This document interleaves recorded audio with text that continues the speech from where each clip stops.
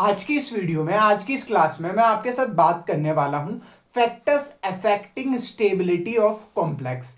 कौन कौन से फैक्टर हैं जो कोऑर्डिनेशन कॉम्प्लेक्स की स्टेबिलिटी को अफेक्ट करते हैं, उसके बारे में ये क्लास होने वाली है। इससे पहले भी हमने कोऑर्डिनेशन केमिस्ट्री पे 3 लेक्चर डिस्कस किए हैं, आप उन्हें भी देख सकते हैं। और अगर आप चैनल पे पहली बार विजिट कर रहे हैं तो चैनल को सब्सक्राइब कीजिए ताकि आपको हमारे आने वाली वीडियो के बारे में पता चले। और शुरू करते हैं आज हम बात करने वाले हैं factors affecting stability of metal complex. Metal complex की स्टेबिलिटी को कौन कौन से फैक्टर अफेक्ट करते हैं उनके बारे में बेसिकली हम 6 चीजों पे बात करने वाले हैं। पहला जो होगा आपके पास वो होगा nature of central metal ion. Central metal ion, आपका जो सेंट्रल मेटल आयन है उसका नेचर कैसा है। दूसरा जो फैक्टर होगा वो हमारा होने वाला है नेचर ऑफ लीगेंड। आपका जो लीगेंड है उसका नेचर कैसा है। तीसरा जो फैक्टर होगा वो होगा आपके पास चीलेट इफेक्ट। चीलेट इफेक्ट। अगला जो फैक्टर होगा आपके पास वो होगा आपके पास माइक्रोसाइक्लिक इफेक्ट। Macrocyclic effect. ये जो फैक्टर, अगला जो फैक्टर होगा आपके पास वो होगा आपके पास रेजोनेंस इफेक्ट। Resonance effect. और लास्ट जो फैक्टर होने वाला है वो हो गया आपके पास स्टेरिक हिंड्रेंस या स्टेरिक हिंड्रेंस या स्टेरिक फैक्टर भी इसको हम कहेंगे। तो 6 फैक्टरों पे हम बात करने वाले हैं। पहला है nature of central metal ion, दूसरा है नेचर ऑफ लीगेंड, तीसरा है chelate effect, macrocyclic effect, resonance effect और स्टेरिक इफेक्ट। ये क्लास थोड़ी सी लेंथी होने वाली है तो आप अच्छे से देखिए। तो पहले से स्टार्ट करते हैं nature of central metal ion. तो पहला हो गया है आपके पास nature of central metal ion. आपका जो सेंट्रल मेटल आयन है उसका नेचर कैसा है। तो पहला फैक्टर हमने क्या कहा, nature of central metal ion. Nature of central metal, central metal ion. Central metal जो आयन है आपका उसका उसका क्या है, उसका नेचर कैसा है। तो इसमें भी हम जब हम मेंटल एटम की बात करेंगे, आयन की बात करेंगे, तो वहां पे 2 फैक्टर होंगे। पहला फैक्टर होगा वहां, वो भी 2 कैटेगरी में होगा। पहला हो गया है आपके पास charge on central metal, central metal ion. Charge on central metal ion, metal ion. Central metal ion जो है आपका उस पे चार्ज कितना है। तो बेसिकली अगर आपका मेटल जो होगा, अगर मेटल आपका हाइयर ऑक्सीडेशन स्टेट में होगा, हाइयर ऑक्सीडेशन स्टेट, अगर मेटल आपका हाइयर ऑक्सीडेशन स्टेट में होगा, मान लीजिए +3 में, +4 में, +5 में, +6 में, तो मेटल हाइयर ऑक्सीडेशन स्टेट में होगा तो वो आपके पास जो सिग्मा डोनर लीगेंट है, सिग्मा डोनर लीगेंट के साथ स्टेबल कंपाउंड फॉर्म करता है। कंपाउंड और सिग्मा डोनर लीगेंट कौन कौन से हैं, जैसे अमोनिया हो गया आपके पास, H2O हो गया आपके पास हेलाइड्स हो गया है। ये सब क्या हो गया है हमारे सिग्मा डोनर लीगेंट है आपका।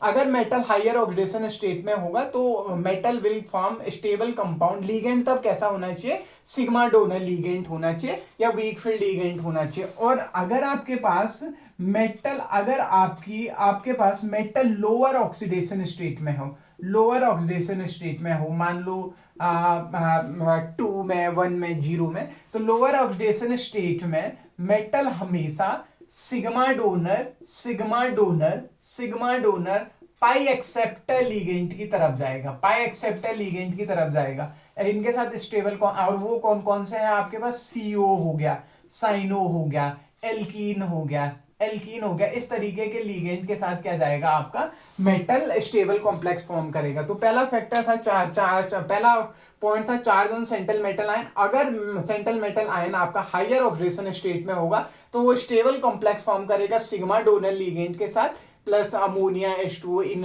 हेलाइड्स के साथ। और अगर लोअर ऑक्सीडेशन स्टेट में होगा तो सिग्मा डोनर पाई एक्सेप्टर लीगेंट के साथ क्या बनाएगा, स्टेबल कॉम्प्लेक्स कंपाउंड बनाएगा। ठीक है जी। तो ये पहला फैक्टर हो गया charge on central metal ion. I hope आपने नोट कर दिया होगा। दूसरा जो फैक्टर आपका होगा nature of central metal ion में, दूसरा जो फैक्टर होगा वो होगा आपके पास size of central metal ion. ये बड़ा इंपॉर्टेंट फैक्टर है। दूसरा, पहला चार्ज था, दूसरा हो गया है आपके पास size of central metal ion.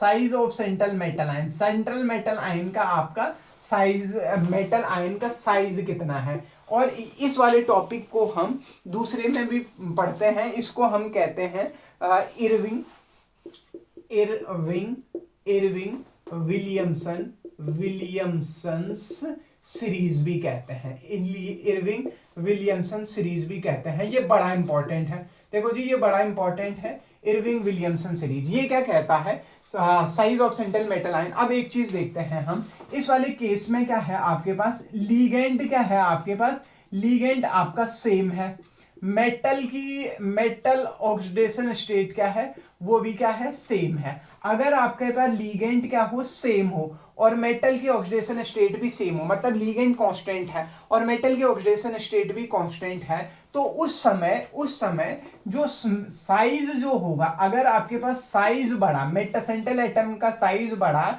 तो उसकी स्टेबिलिटी क्या होगी, उस स्टेबिलिटी डिक्रीज करेगी। अगर साइज बढ़ा तो स्टेबिलिटी डिक्रीज करेगी। इरविन विलियमसन सीरीज क्या कहती है कि लीगेंड अगर आपका सेम है, मेटल की ऑक्सीडेशन स्टेट भी सेम है, तो साइज बढ़ेगा तो स्टेबिलिटी क्या होगी, डिक्रीज होगी।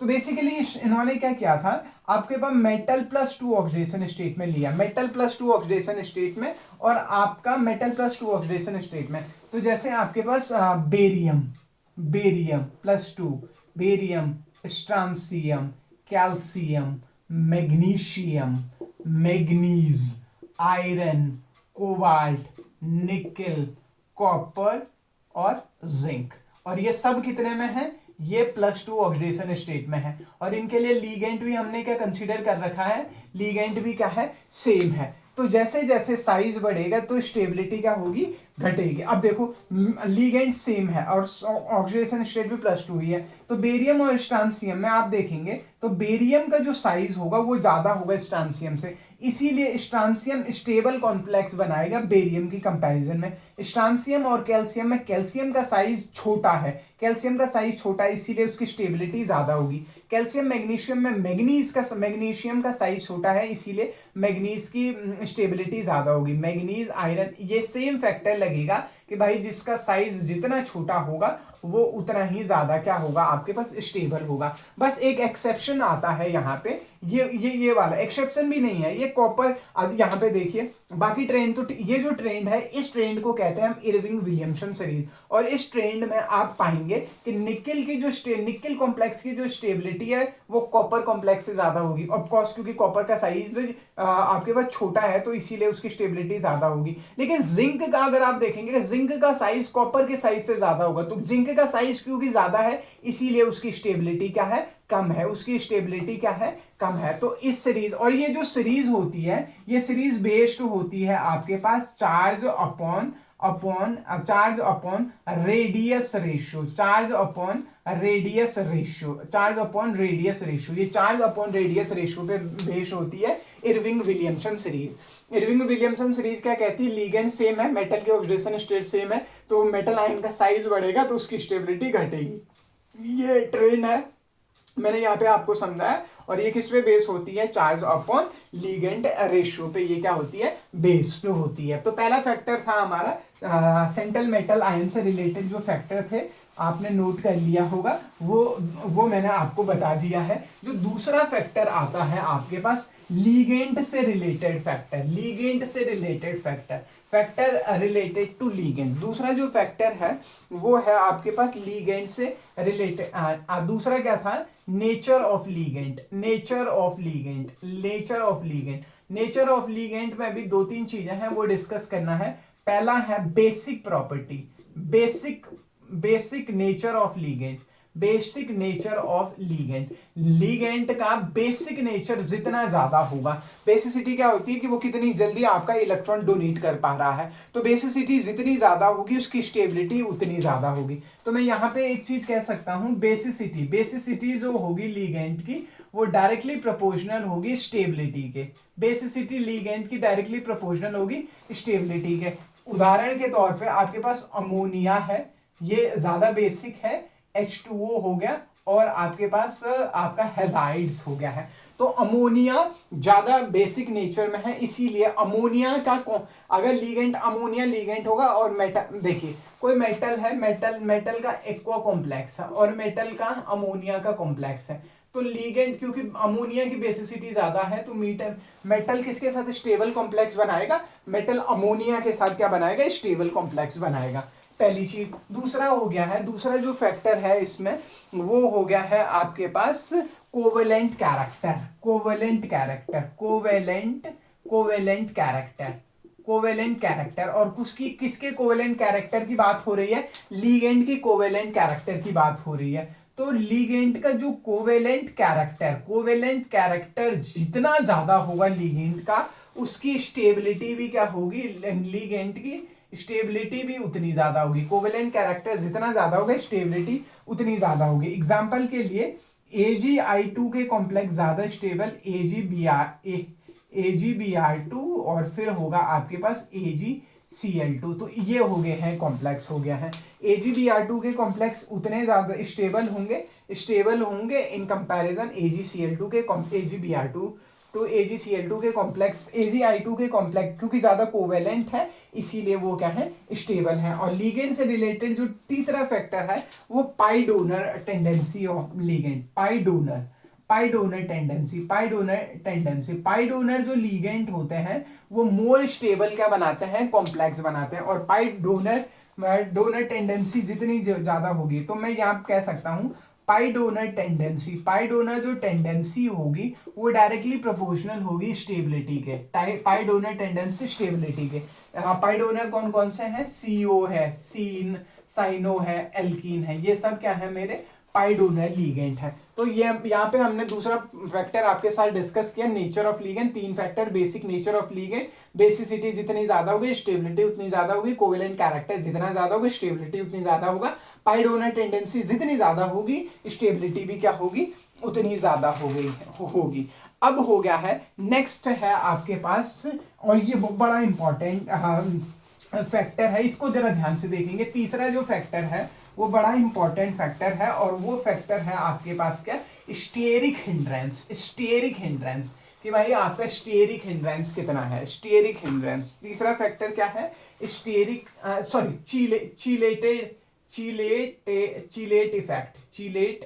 चीलेट इफेक्ट, चीलेशन भी हम इसको कहते हैं। और चीलेट इफेक्ट क्या होता है? पहले तो ये समझते हैं चीलेट लीगेंट क्या होते हैं, ठीक है?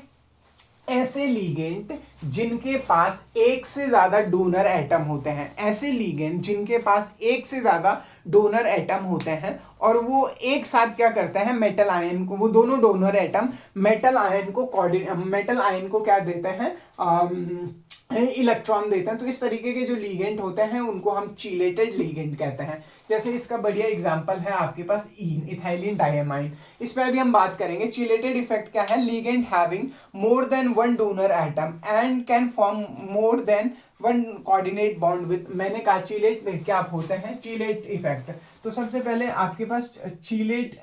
आपके पास जो लीगेंट होते हैं, चीलेट वाले जो लीगेंट होते हैं वो कैसे होते हैं? उनके पास एक से ज्यादा डोनर एटम होता है। एक से भाई क्या होता है आपके पास? More than one donor atom, एक से ज्यादा डोनर एटम होता है, पहली बात। दूसरी बात, वो क्या करते हैं? मोर देन वन कोऑर्डिनेट बॉन्ड, एक से ज्यादा कोऑर्डिनेट बॉन्ड बनाते हैं। तो इस तरीके के जो लीगेंट होते हैं वो चीलेटेड लीगेंट होता है। और यहाँ पे चीलेट इफेक्ट क्या कहलाता है? कि भाई के जो चीलेटेड कॉम्प्लेक्स होते हैं, चीलेटेड जो कॉम्प्लेक्स होते हैं, चीलेट लीगेंट से बनाए हुए जो कॉम्प्लेक्स होते हैं वो मोर स्टेबल होते हैं आपके पास मोनोडेंटल लीगेंट से ज्यादा स्टेबल कौन से होते हैं आपके पास? चीलेटेड लीगेंड। अच्छा, चीलेटेड लीगेंड से जो कॉम्प्लेक्स बनते हैं वो चीलेटेड कॉम्प्लेक्स होता है। चीलेटेड कॉम्प्लेक्स उनका क्या होते हैं? वो स्टेबल ज्यादा होते हैं, मोर स्टेबल होते हैं। किससे? Non चीलेटेड complex. चीलेटेड जो कंपाउंड होते हैं वो नॉन चीलेटेड कंपाउंड या मोनोडेंटल लीगेंड अगर है सेम डोनर एटम के साथ, वो उससे ज्यादा क्या होते हैं, स्टेबल होते हैं। एक एग्जांपल से इसको समझाने की कोशिश करता हूं। चिलेट इफेक्ट मैंने आपको बताया, चिलेटेड लीगेंड कौन से होते हैं, जिनके पास एक से ज्यादा डोनर एटम होता है, एक से ज्यादा कोऑर्डिनेट बॉन्ड बनाते हैं, और चिलेटेड जो कॉम्प्लेक्स होते हैं वो मोर स्टेबल होते हैं मोनोडेंटल लीगेंड के साथ विद सेम डोनर एटम। ऐसा लीगेंड जिसके पास सेम डोनर एटम है उससे ज्यादा क्या होते हैं, स्टेबल होते हैं। चलो इसको थोड़ा आगे और देखते हैं, और इसको जरा ध्यान से देखेंगे कि चिलेटेड कॉम्प्लेक्स मोर स्टेबल कैसे होते हैं, मोर स्टेबल कैसे होते हैं। मान लेते हैं मेरे पास एक कॉम्प्लेक्स है, कैडमियम का कॉम्प्लेक्स है CD। पहला है आपके पास CdH2O का होल 4, CdH2O का होल 4 2 प्लस मैंने नॉन चिलेटेड ले रखा है CH3NH2। इसके मैंने 4 मॉलिक्यूल लिए हैं, तो ये 4 H2O बाहर चले जाएंगे और ये कॉम्प्लेक्स का बनाएगा CdH2O का CH3NH2 का होल 4 हो गया। यहाँ पे 2 प्लस आ गया और प्लस ऑफ 4 ऑफ H2O। ये पहला कॉम्प्लेक्स हो गया है, इसकी स्ट्रक्चर भी बना के दिखाऊंगा मैं। दूसरा जो कॉम्प्लेक्स है ये कॉम्प्लेक्स नंबर 1 है, ठीक है जी। दूसरा जो कॉम्प्लेक्स है वो आपके पास CdH2O का होल 4, सेम कॉम्प्लेक्स ले रखा, लीगेंड चेंज कर दिया है, और लीगेंड इस समय है आपके पास इथाइलिन डायमाइड। ट्वाइस इन हो गया इथाइलिन डायमाइड, क्या है अभी बताएंगे इस पे। तो ये कॉम्प्लेक्स बनाएगा CD इन का होल ट्वाइस और 2 प्लस ऑफ 4 ऑफ H2O। ये दूसरा कॉम्प्लेक्स है, कॉम्प्लेक्स नंबर 2 है। जरा ध्यान से देखेंगे कैसे बन रहे हैं, अभी बताऊंगा मैं आपको। तीसरा कॉम्प्लेक्स है आपके पास CdH2O का होल 4 2 प्लस में है और आपने ट्राईइन ले रखा है, तो ये बनाएगा आपके पास CD ट्राईइन, हाँ, और 2 प्लस 4 ऑफ H2O। ये कॉम्प्लेक्स हो गया, ये कॉम्प्लेक्स नंबर 3 है, ठीक है। मैंने क्या कर रखा है, कैडमियम का एक्वा कॉम्प्लेक्स ले रखा है, उसमें बस 3 अलग अलग लीगेंट है। एक है मोनोडेंटल लीगेंट, ये मोनोडेंटल लीगेंट है, ये चिलेशन नहीं शो करेगा, और ये दोनों चिलेशन शो करते हैं। अब बना के देखते हैं। जो कॉम्प्लेक्स नंबर 1 होगा वो कैसे बना होगा, आपके पास कैडमियम यहाँ पे है और CH3NH2 है, तो मैं इसको ऐसे कर सकता हूँ NH3 यहाँ पे हो गया आपके पास NH2CH3 और यहाँ पे हो गया CH3NH2, ठीक है जी। और ये कोऑर्डिनेट बॉन्ड बना रहे हैं, और ये कितने में है, +2 ऑक्सीडेशन स्टेट में है। ये कॉम्प्लेक्स नंबर 1 है, देखो यहाँ पे आपके पास इस नाइट्रोजन ने डोनेट किया, इस नाइट्रोजन ने, यहाँ पे 4 डाइनाइट्रोजन ने डोनेट किया। अब जो इथाइलिन डाइमाइन होता है, इन जो आपका बेसिकली होता है वो कैसे होता है देखेंगे। आपके पास कैडमियम बीच में है और इन कैसे होगा आपके पास, यहाँ पे NH2 हो गया और NH2 हो गया, ठीक है। यहाँ पे CH2 है और CH2 है, इसका नाम है इथाइलिन डायमाइड। ये दूसरा, इसको दूसरे कलर से बनाता हूँ तो दूसरे कलर से ज्यादा ठीक दिखेगा, ठीक है जी। ये हो गया है आपके पास, ये हो गया है आपके पास CH2 NH2 CH2 NH2, cadmium है NH2 CH2 NH2 ये भी कैडमियम है, इसने दिया, ठीक है जी। तो ये है आपके पास क्या, इन वाला कॉम्प्लेक्स। तो यहाँ पे देखेंगे आप, ये चीलेटेड कॉम्प्लेक्स है। देखिए यहाँ पे जो दोनों डोनर एटम है, ये नाइट्रोजन डोनर है, ये दोनों नाइट्रोजन है, ये किसी का है, एक ही मॉलिक्यूल का हिस्सा है, यहाँ पे दोनों नाइट्रोजन एक ही मॉलिक्यूल का हिस्सा है। तो ये नॉन चिलेटेड कॉम्प्लेक्स है और ये चिलेटेड कॉम्प्लेक्स है। बेसिकली जो नॉन चिलेटेड कॉम्प्लेक्स है, अगर मैं बोलूंगा इन दोनों में स्टेबल मोर कौन सा है, तो स्टेबल नंबर, कंपाउंड नंबर 2 क्या होगा, मोर स्टेबल होगा। और इसी तरीके से जो ट्राईइन वाला जो कॉम्प्लेक्स होगा वो इस वाले से ज्यादा स्टेबल होगा। इसके पीछे रीजन क्या है, अगर आप देखेंगे समझ में आ गया होगा आपके पास, ये चिलेटेड कॉम्प्लेक्स है, ये नॉन चिलेटेड कॉम्प्लेक्स है। तो non chelated complexes less stable होते हैं चिलेटेड की कंपैरिजन में। रीजन क्या है, हम यहाँ पे देते हैं डेल्टा G इज बराबर होता है delta H minus TdS, delta G is equal to delta H minus delta TdS। ये एक थर्मोडायनेमिक इक्वेशन है। यहाँ पे delta G change in free energy है, delta H change in enthalpy है, और टी टी टी टेम्परेचर और delta S आपका क्या है, आपके पास एंट्रोपी चेंज है। भाई इस पूरी रिएक्शन में, इन दोनों तीनों रिएक्शन में डेल्टा एच कांस्टेंट रहेगा, क्योंकि ये चेंज इन एंथैल्पी है, तो चेंज इन एंथैल्पी सेम होने वाली है, क्योंकि दोनों में क्या है, कैडमियम नाइट्रोजन, सब में क्या है, कैडमियम नाइट्रोजन बॉन्ड है, कैडमियम नाइट्रोजन बॉन्ड, उसमें चेंज आएगा नहीं।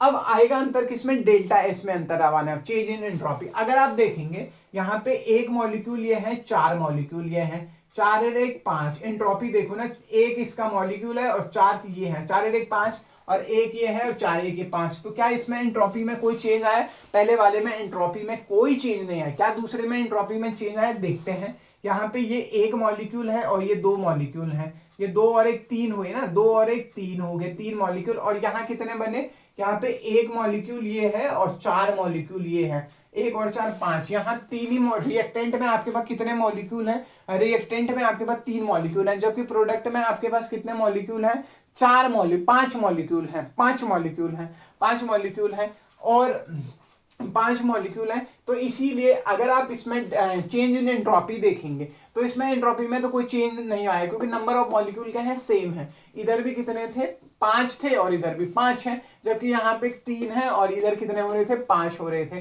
तो दूसरे वाली जो रिएक्शन है चिलेटेड कॉम्प्लेक्स में, क्योंकि वहां पे क्या हो जाता है, आपके पास एंट्रोपी चेंज हो जाती है, और एंट्रोपी चेंज होने की वजह से ये डेल्टा जी और नेगेटिव हो जाएगा, और हमने पढ़ा था पिछली क्लास में कि डेल्टा जी जितना नेगेटिव होगा, डेल्टा जी जितना ज्यादा नेगेटिव होगा उसकी स्टेबिलिटी क्या होगी, उतनी ज्यादा होगी, डेल्टा जी जितना नेगेटिव होगी उसकी स्टेबिलिटी उतनी ज्यादा होगी, इसीलिए से यहाँ पे क्या है, चिलेटेड कॉम्प्लेक्स क्या है, मोर स्टेबल है rather than non chelated complex से क्या है, वो मोर स्टेबल है। नेक्स्ट आता है आपके पास मैक्रोसाइक्लिक इफेक्ट, ये समझ में आया होगा आई होप। नेक्स्ट इफेक्ट है आपके पास मैक्रोसाइक्लिक इफेक्ट। मैक्रोसाइक्लिक वो क्या होता है कि मैक्रोसाइक्लिक, पहले तुम मैक्रोसाइक्लिक इफेक्ट को समझने से पहले हम ये समझते हैं कि मैक्रोसाइक्लिक, अगला जो फैक्टर है, चौथा जो फैक्टर है वो है आपके पास macrocyclic ligand, macrocyclic effect, macrocyclic effect, macrocyclic effect. Macrocyclic effect क्या कहता है, पहले माइक्रोसाइक्लिक लीगेंड समझते हैं। माइक्रोसाइक्लिक लीगेंड, माइक्रोसाइक्लिक लीगेंड क्या होते हैं, ये क्या होता है, आपके पास लार्ज रिंग होते हैं, लार्ज रिंग होते हैं, ये बहुत बड़ी लार्ज रिंग होती है, even without metal ion, without metal ion, metal ion के बिना भी ये एक रिंग बना देते हैं, और ये large without metal ion, metal ion के बिना भी ये लार्ज मेटल आयन, अच्छा लार्ज रिंग होती है मेटल आयन के बिना भी, और जबकि ये क्या करते हैं, मेटल आयन के बिना भी ये क्या होती है, लार्ज रिंग होती है, एक बात। दूसरी बात क्या है कि हाँ, इनके पास क्या होते हैं, डोनर, मल्टी डोनर एटम होते हैं, मल्टी डोनर एटम होते हैं, मतलब एक से ज्यादा डोनर एटम होते हैं। जैसे हम क्लोरोफिल पाएंगे, बीटा क्लोरोफिल पाएंगे, विटामिन B12 पाएंगे, विटामिन B12 पाएंगे, B12 पाएंगे, और इनमें सब क्या होता है, इनमें माइक्रोसाइक्लिक लीगेंड होता है, उसमें अमोनिया नाइट्रोजन डोनर एटम की तरह काम करता है, 4 नाइट्रोजन लगे हुए रहते हैं, या आपके पास, तो ये माइक्रोसाइक्लिक इफेक्ट के क्या है, एग्जाम्पल है। तो बेसिकली माइक्रोसाइक्लिक इफेक्ट क्या कहता है कि भाई आपके पास अगर माइक्रोसाइक्लिक लीगेंट होगा, माइक्रोसाइक्लिक लीगेंट जो होगा वो मोर स्टेबल कंपाउंड बनाएगा चिलेटेड से, और फिर क्या होगा आपके पास, मोनोडेंटल ligand, मोनोडेंटल ligand, मोनोडेंटल ligand, microcyclic ligand जो होंगे वो स्टेबल कॉम्प्लेक्स बनाएंगे, किससे ज्यादा, चिलेटेड कॉम्प्लेक्स से, और चिलेटेड कॉम्प्लेक्स किससे ज्यादा, मोनोडेंटल से। चिलेटेड और मोनोडेंटल हमने इससे पहले पढ़ा था, मैक्रोसाइक्लिक हम यहाँ पे देख रहे हैं, जैसे vitamin B12 more stable complex है, ठीक है जी। अब माइक्रोसाइक्लिक इफेक्ट क्या होता है, माइक्रोसाइक्लिक इफेक्ट आपको कहता है non cyclic ligand, a macrocyclic ligand cyclic without a multi donor atom having a same type of a donor atom. भाई आपके पास क्या है, एक आपके पास नॉन साइक एक है आपके पास माइक्रोसाइक्लिक लीगेंट, एक है आपके पास माइक्रोसाइक्लिक लीगेंट, और एक आपके पास नॉन साइक्लिक लीगेंट है, एक है नॉन साइक्लिक लीगेंट। अगर आपके पास दो लीगेंट है, एक माइक्रोसाइक्लिक लिगेंड है और दोनों क्या है, दूसरा क्या है, नॉन साइक्लिक लिगेंड है। तो माइक्रोसाइक्लिक लिगेंड में और अगर इन दोनों में डोनर एटम भी क्या हो जाए, अगर डोनर एटम भी क्या हो जाए, सेम हो जाए, तो माइक्रोसाइक्लिक लिगेंड के साथ जो कॉम्प्लेक्स बनेंगे वो क्या होगा आपके पास, मोर स्टेबल होगा देन नॉन साइक्लिक लिगेंड से ज्यादा। इस इफेक्ट को हम माइक्रोसाइक्लिक इफेक्ट कहते हैं। एक रेजोनेंस इफेक्ट होता है, रेजोनेंस लिगेंड में रेजोनेंस जितना ज्यादा होगा, एसिटो लिगेंड में रेजोनेंस जितना ज्यादा होगा उसका स्टेबिलिटी उतना ज्यादा होगा। एक लास्ट फैक्टर हम देख रहे हैं, steric hindrance, steric factor. Steric factor क्या कहता है, स्टेरिक फैक्टर कहता है कि भाई अगर आपके पास देखो, स्टेरिक इफेक्ट या स्टेरिक हिंड्रेंस भी आप इसे कहते हैं। स्टेरिक इफेक्ट कहता है कि अगर क्या है, डोनर एटम, अगर आपके पास जो डोनर एटम हो जाए, डोनर एटम या उसका बगल वाला, उसका जो और एडजेसेंट एटम जो है, डोनर एटम पे या एडजेसेंट एटम पे if bulky group is attach, bulky group क्या हो जाए, अटैच हो जाए, बल्की ग्रुप क्या हो जाए, अटैच्ड हो जाए, तो वो जो क्या होता है, स्टेबिलिटी क्या होती है, स्टेबिलिटी डिक्रीज करती है।